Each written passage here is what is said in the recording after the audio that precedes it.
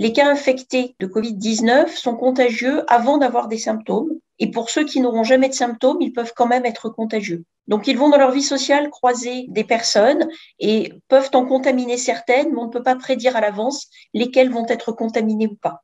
C'est pourquoi il est important de déclarer l'ensemble de ces personnes contacts, de telle sorte qu'on puisse leur recommander un certain nombre de mesures, dont les mesures barrières ou la quarantaine, qui permettent que ces personnes, à leur tour, ne transmettent pas le virus.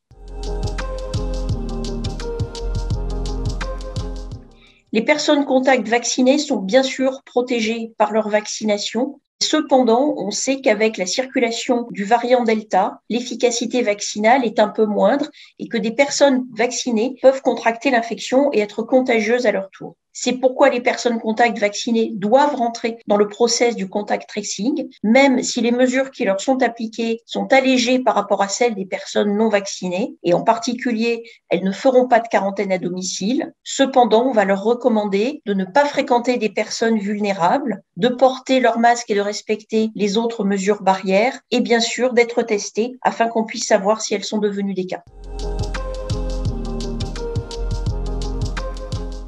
Le Covid-19 est une maladie contagieuse et le contact tracing fait partie des mesures de lutte contre la pandémie et la circulation du virus, au même titre que d'autres mesures telles que les mesures barrières ou la vaccination.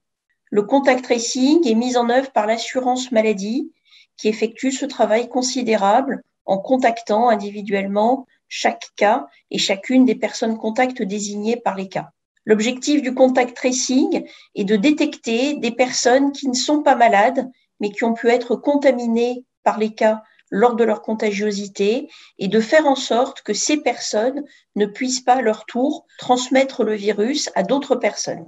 L'objectif ultime, c'est de briser les chaînes de contamination et en faisant cela, de limiter le nombre de nouveaux cas et en limitant le nombre de nouveaux cas, de limiter le nombre de cas graves et le nombre de décès.